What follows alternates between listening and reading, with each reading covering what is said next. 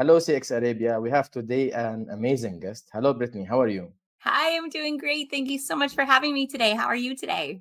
Oh, excellent. Thank you for this opportunity. You are here with us just to introduce you to our audience. That Brittany, you have around 20 years of experience. You have done a lot of customer experience marketing. Then in the past 9 years, you are doing a keynotes and advisory for the customer experience in consultation. And 19 months ago, almost, you launched the Super Fans book, the book behind you. If you want to tell us about yourself, anything to our audience more, and you have done a lot in the past year, 47 plus keynotes, jumping over the world, traveling just to speak. And you have been named recently one of the top 5 speakers to be hired in the 2024. So if you want to tell us anything more, Brittany.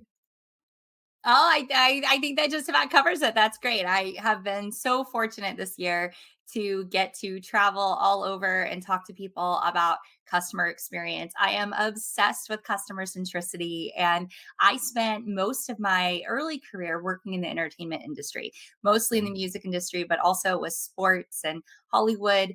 And so the approach that I take to customer experience is about finding your uniqueness, figuring out why someone should be what I like to call a super fan of your business, and working with that in mind to turn your customers into super fans.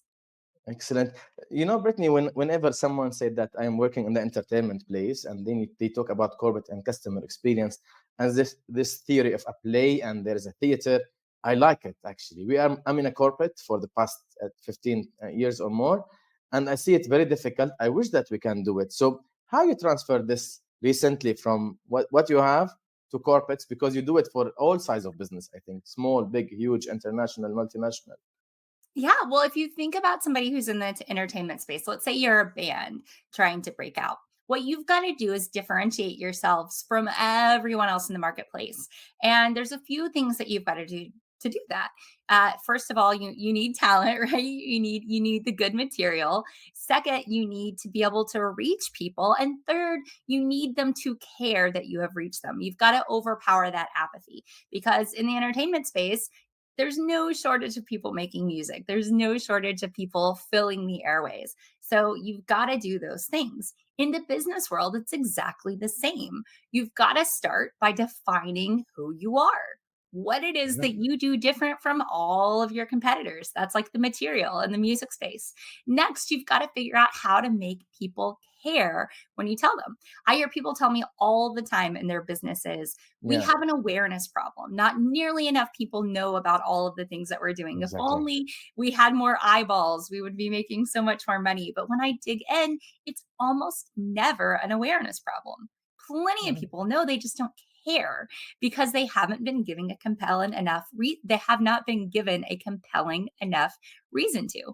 So it's not an awareness problem, it's an Interesting. apathy problem. And you've Uh-huh. got to overpower that apathy, just like people in the entertainment space have to overpower that apathy. So the way you do that is by connecting your story to your customers and your prospect stories. You've got to make your offering relevant to their Mhm. life. And when you do that, you're no longer thought of by them as simply a commodity provider. You're all of a sudden in this space where you're a category of one.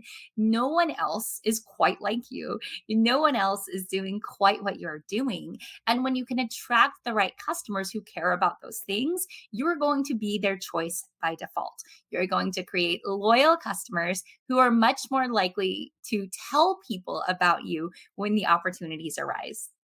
Excellent. I like the point that when you said that they don't care simply, that the employees don't care. It's not about an awareness. You need to make them care and to create this apathy, sorry, where they just feel that they are part of it. How we can do it on a scale on a company with 5,000 employees or 3,000 employees?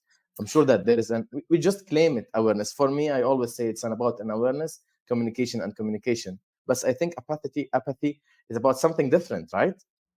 Yeah, apathy is really about people just showing up for a paycheck rather Uh-huh, than showing up for a purpose. So when you're uh-huh, talking about a company with lots of employees, you have to model the behavior that you want to see outside the company uh-huh. inside the company, because an apathetic employee will never ever ever create an engaged customer. It Mhm. does not work. It will not happen. Your customer experience is only as good as your employee experience. So, Excellent. if Uh-huh. you want to create those engaged employees, you have to start by asking, why would somebody want to work here? What is Mhm. our North Star as a company? What are we following to ensure that we're living up not just to the promises that we make to our customers, but to Uh-huh. our employees? And get real clarity on what your mission is and what it is that you're doing and how you do it. Because a lot of times, employee apathy comes not from a lack of caring, like it's not that the employee doesn't want to do their best. It's that they Uh-huh. have confusion around what exactly is being asked of them and why.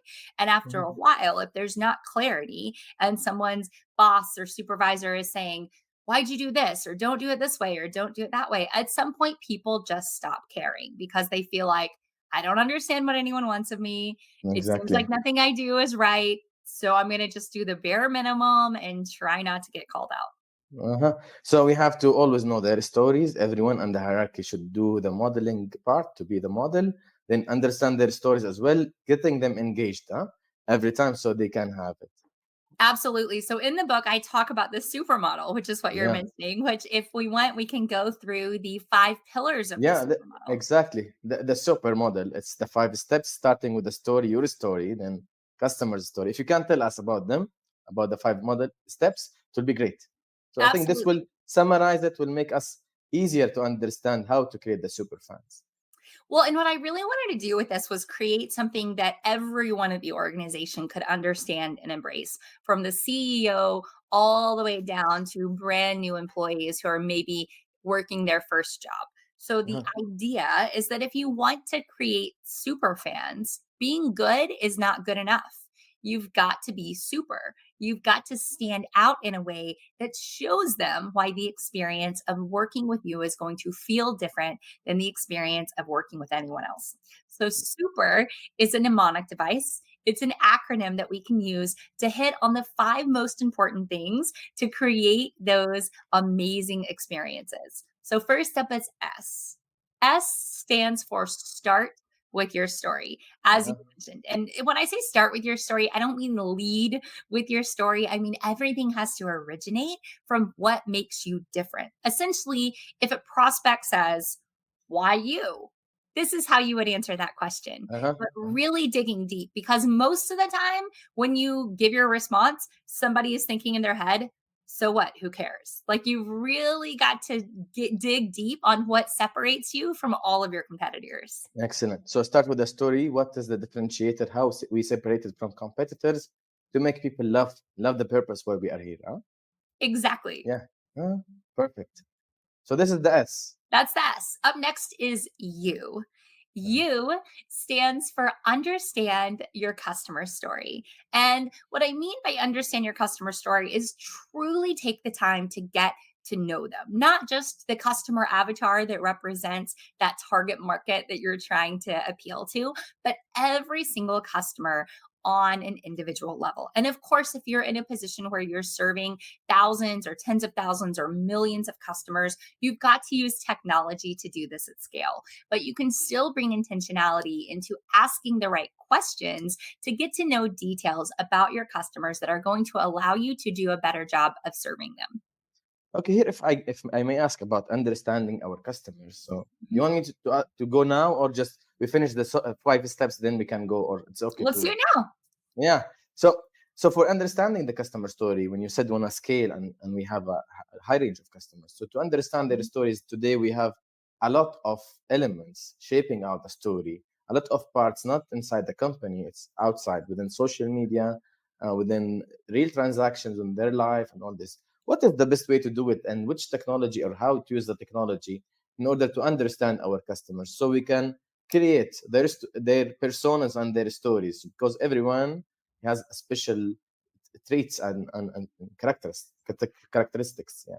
Yeah, so there's a lot of different platforms that you can use. I'll speak more agnostically since some are only Yeah. available in certain territories and not others.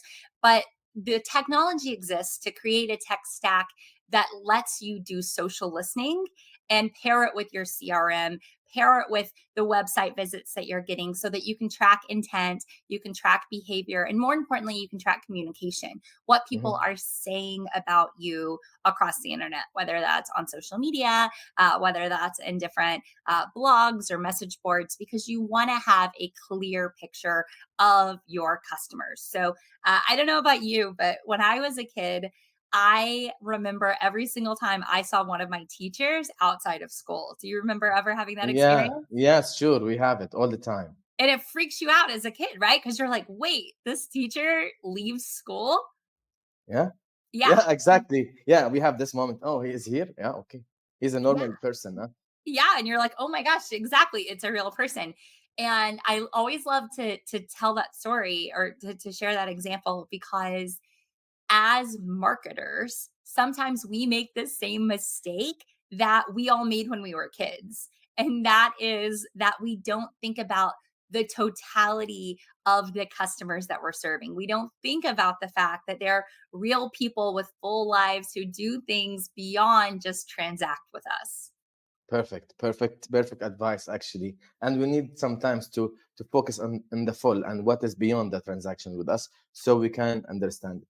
So Yes, we number want to three, zoom out to look at not just is somebody buying our product or service, but how does this product or service fit into the larger scope of their lives? How are we being relevant in the bigger picture? Because again, we want someone to think of us not just when they're in that intent to purchase mode, but ongoing so that they can refer more customers to us. excellent. And I remember one of the events you were speaking about focusing not only on negative comments, also to focus on what people say on social media about the positive comments. So what make it different for them, right? Oh, yes, absolutely. We want Yeah, to make sure that anytime someone is offering us feedback, they feel heard, they feel acknowledged. We're responding in some way because if someone has taken the time to send you a message on social media, what they're really looking for is feedback. They're really uh-huh. looking for someone to acknowledge what they did and say, your opinion is important. Your feedback matters. And I'm so glad you shared it. Excellent. And now we have the story, understanding our customers, and the P. P is personalize. Uh-huh. In my book, I talk about something called the platinum rule, which was first coined by a gentleman named Dr. Tony Alessandra. And he said, don't follow the golden rule. We all grew up with the golden rule, treat others the way we want to be treated. But the platinum rule says, no, don't do that. Treat others the way they want to be treated. Personalize your approach. Personalize your customers' journeys to the extent that you can so that it feels custom to them.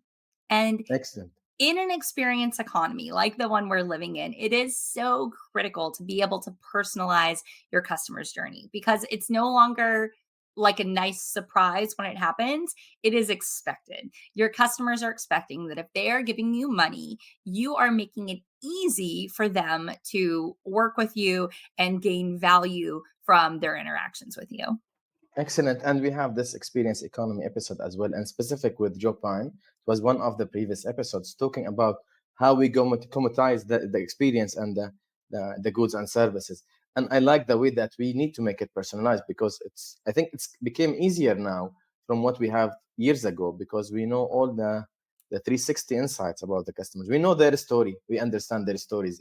If I would say it in the supermodel approach and the steps. So then we have Exactly. the Yeah, it's like yeah. all of the steps of the supermodel are kind of like nesting dolls. They all build on each other. And I like to say that super fans are created at the intersection of your story and every customer story. And you're exactly right. Once you've got clarity on your story and you understand your customer story, it becomes that much simpler to personalize. And one of the Perfect. things that I talk about sometimes when I talk about personalization is that the approach is combining high tech and high touch. So it's what Mhm. we know from Exactly. tracking all of the data points that exist and having conversations with our customers, but also being able to be present in those moments to step up in a human way and create a magical moment or an interaction that's going to stick with our customers. Excellent. So this is the way we need just to understand it, just do it, and from the touch moments and the tech moments, it's very nice. Now we do the personalization. We have the E, huh? Number 4. Yes, and E is exceed This is the expectations. most difficult one, I think, because when we talk about exceeding the expectations, are not easy for us. Yeah, I think it probably is the hardest, but it's also, I think, the most rewarding when you can do it right, especially if you're operating with a large team. So, obviously, there are so many ways to track customer satisfaction and intent. We've got CSAT and NPS and earned growth rate and, Mhm. so many others. I think that at the core level, there are only three types of interactions any of us ever have on this planet. At the Interesting. end of any interaction, whether it's one to many, online, offline, at the end of any interaction, you are going to feel one of exactly three ways: Uh-huh. better, worse, or the same.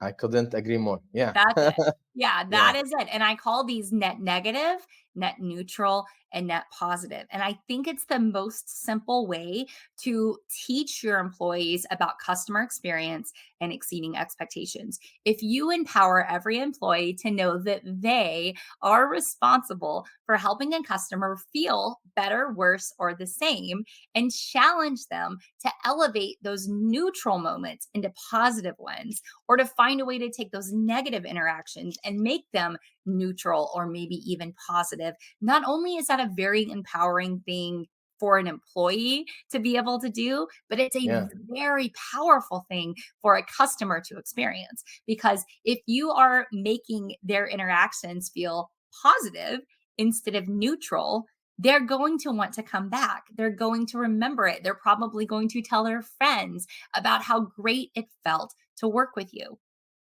Excellent. And I like this, but the question here is how we can do this with our staff and our cast members or employees, that they will make sure that they are empowered enough to convert these, I think, negative moments to better moments and better feelings, and to remove the bad moments. So this is important empowerment. We understand. We just let them feel safe that they can take actions and empowered, and this is important, right? Oh, it's incredibly important. And in the book, I talk about how each of these steps needs to happen in sequence. And so, going back to the S, start with your story. If Mhm. you've got a team, especially if you have a large team, you need to outline not only what your expectations of your team are, but what they are allowed to do to fix Excellent. problems, to resolve issues, to take care of customer complaints or concerns or worries. So being able to give them the sense of power and the sense Mhm. of accomplishment to know that they can just go ahead and fix a problem. They don't have to bother their supervisor or wait for a response from Exactly. someone three Yeah. departments away. They know exactly what is within their power to fix. And one of the things that I talk about extensively in the book is this idea of intentional experience design, Exactly. Uh-huh. bringing intentionality to what you want your customers' experience to feel like, not just during the time that they work with you, but also before and after. And if you can bring that intentionality, if you can create experiences that you know are going to be predictably amazing, or at least predictably above your competitors' experiences, that gives your employees the roadmap that they need to execute on all of those touch points with your customers. Perfect. I like it. And this is what we need, just to make sure that we have this intentional experience every time, and we have this. So this is cascaded. I like the book. When I read the book, Tiffany, Brittany, I saw a lot of examples, very rich ones, very nice ones, from music instruments to a band here, to a model lady, to a lot of examples that they are all telling stories that when I just think about them, try to think how can I apply it within a corporate, I see that it's feasible. It's not just kind of courage from me, from the corporate, just to start acting with this with the employees, and make them believe that what you said, the North Star approach, or that we are creating a super fans and we can do it. I like the example of Granger Smith, the one about the band and how they are dealing with super fans, and the most loyal customers are the super fans. So how they do extensive care for the people with the tattoos, with everything that they are showing that they are a real loyal customers. So they need to have a better understanding. Maybe you can go to this after we finish number 5, because when you said that the loyal customers are more important because their frustration is higher, huh? Absolutely. Yes. So the story that I share in the book is about a country recording artist here in the States named Granger Smith. Yeah. And he has such loyal super fans that many of them get tattoos. And so he always has conversations about not just with his team, but with the security staff and the other local employees at a venue to say, hey, if you see somebody who has a tattoo, they get extra special treatment because how Mhm. horrible would it be if somebody has a tattoo of your, in this case, name, an artist's name, and they have a terrible experience at your show? How much that must be a horrible thing to like look in the mirror every day and see that tattoo and recall a less than ideal experience that you had.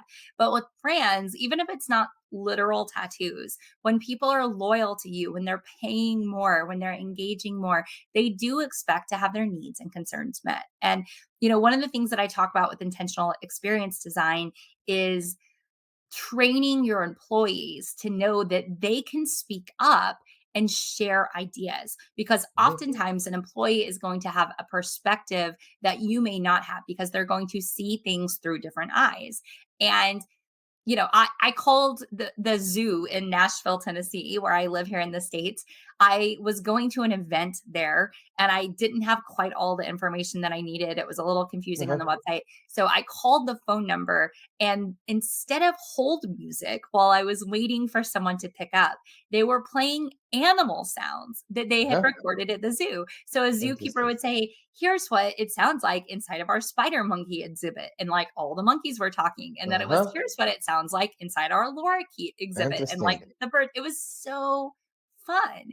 And it was so on brand for the zoo. So a couple minutes later, when a human picked up, I was like, oh no, I was enjoying being on hold so You much. need to explore more, yeah. Yeah, and she said that's what everyone says. She said half the time when I pick up, somebody's like, "Can you put me back on hold so I can keep listening to the animal sounds?" Or I'm going to call back and just like be on hold to listen to it. So every single touch point is an opportunity to elevate someone's experience, to Uh-huh. exceed their expectation. And when you gamify it in a way, when you challenge all of your employees to bring a sense of customer centricity to every touch point, to look for ways to make things feel more on brand and feel better, you will begin to naturally exceed your customers' expectations. Excellent. I like this one. I like the gamifying the experience with the engagement of employees so you can come with the new ideas. My question, if we are in a very rigid place and we have this kind of a corporate that we have a lot of legacy roles and all these, how we can take these kind of things and make these luxurious or strict business or luxurious business. We have different customers doing that because I like this music. It's a normal transaction. I think it's just converted like this and everyone will speak about it. Yeah. Well, one way to do it is to have a formal challenge where you say, we want everyone to submit an idea of what you could do within your department to make things feel better. And Mhm. again, the supermodel is like nesting dolls. We've got to start with that S because if we don't have clarity on our story, we're Yeah. not going to be able to make an objective decision about whether or not something is in alignment with who we are. But assuming that you've done all of the Yeah. the work with each of the letters, when you get to E, you can invite all of your employees to submit their own ideas, and you'll find that you get really fantastic ideas because somebody who works in IT might be able to say, "Oh, let's have some fun with the language we use when people are opting in." Or opting out or submitting a form. What can we do to make it feel a little bit more on brand? What is the language that you're using on the invoices that you send out to Yeah, your company. customers? Yeah, like there are always touch points. And when you go department by department and invite people to give feedback, you're going to get really creative responses. Another great thing to do, and this is one that you can execute like on a department level, is begin your meetings by Mhm. asking people to share either a wonderful or a terrible experience they have had as a customer somewhere else. Uh-huh. Because when you talk about it, you can then look for ways to apply learnings to your business. Like last night, my family and I went out to eat at a Mexican restaurant, and our chips and salsa were delivered by a robot. like a little robot brought the chips and salsa to our table, and there was like a little readout on the screen, and my kids loved it. And not just my kids, like every kid in the whole restaurant was trying to like talk to the robot, get an interaction from the robot. But it was just a series of like three trays stacked up with an iPad and a camera that Yeah. was delivering baskets of chips and dip to each table. Excellent. And they will like it. You can create the Oh, experience. One of the quotes you have in the book, like everything is everything, and everything is an experience. So experience is everywhere in everything and single point that we have. Everyone can contribute to create this one.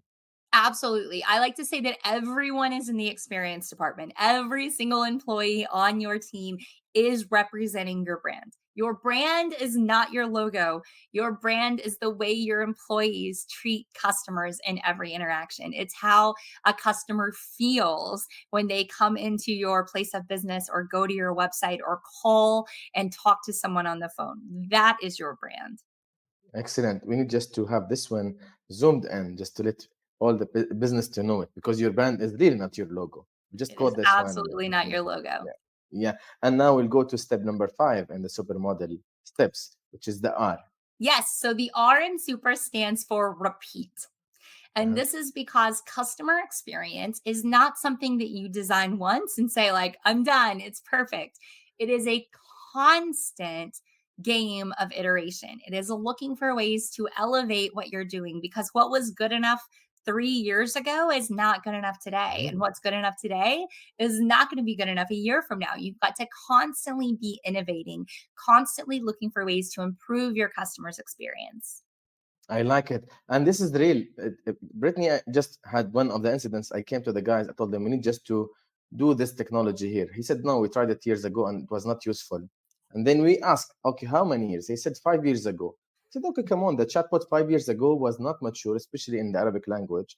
Today, we have very mature technology. So it's a consistent, it's a continuous improvement cycle. It's not a project, it's not a time bonded activity. Some activities will have a time, but it's a continuous cycle. So we have to keep repeating the full. I like the 5 steps. I think they are summarizing a lot. And in the book, we have around 300 pages talking about all of these steps, in addition to another stories, because you believe about storytelling and all these concepts just to build the experience. So everyone will get engaged and will feel that he is part of this cast members that to do it, right? Yes, yes, that is the intention is to make everyone feel like they are your most important customer. Yes. Thank you very much, Brittany. I don't know if we have to add one more advice to our audience on the supermodel, because we need to get the book. We need to read the models. We need to follow you. I see a lot of videos, podcasts from you. Every time you talk about one event, one part of the story that will create the super fans stories. What is the super fans? How we can reach there? Following the supermodel? Yes, following the supermodel, reminding yourself that customers who create more customers are the type that you want to get when you can turn somebody into a super fan, that loyal, enthusiastic advocate who's not just going to come back, but to tell their friends to check you out. That is how you really, truly future proof your brand and your business. And when you do that, you're going to find benefits everywhere. People are going to be more likely to want to come and work for you. People are going to stay at their job longer, and those customers will, be much more loyal. Your cost of customer acquisition is going to go down. Your lifetime value across every customer that you have in your brand is going to go up. There are lots and lots of benefits. And as for a parting tip, I would say in an experience economy, people aren't just comparing your brand to the experiences they've had with their direct competitors. They're comparing you to the experiences they've had everywhere. So, in your role, wherever you set within your company and whatever industry you're in, look for all of the best experiences happening everywhere all around you and draw inspiration from those. Even if someone is in a completely different industry, you can see something that they are doing and look for a way to apply it for your business. Just last week, I was at the vet with my dog, and it was a vet ophthalmologist. We were there for his Uh-huh. eyes, and they had on the counter a tennis ball dispenser. Mhm. So on the way out, she said, "Oh, Bear is such a good boy. We've got to get Bear a tennis ball." And the receptionist walked around the counter and like turned the thing, and the tennis ball came out of the tennis ball dispenser. And it was the parting gift of my dog. And I thought that is such a cool idea. And obviously, there can be inspiration there for many businesses, not just veterinarians. So find examples in your life that would work in your business, even if those examples come from a completely different business. Excellent. And the best part of this is trying that. Get these ideas, put them in your business, try what is the reaction. I Yeah. always tell the guys whenever you want to try an idea, don't wait, just do it. See the action or ask the customers for feedback because feedback is one of the things that you can see in the faces. You are talking about this tennis ball dispenser and all what you have. You are talking about different stories, and every one of us will talk about it. So usually what you said, and I like it in the book, people will talk to their community because they are usually similar to each other. So you will just tell your friends, they will go to the same pet shop, so to do all the same transaction to get the same. And this is what we are doing here with our community, families, friends. We are all common, we talk about the experiences we have. Amazing advice, Brittany, and Thank thank you for your you. time. Thank you very Yes, thank much. you so much for having me. I hope I'll be able to get over to your part of the world sooner than later to be able to meet you and many of your colleagues and community members in person. But until then, I am so thrilled that you invited me on the show, and I appreciate you having me here today.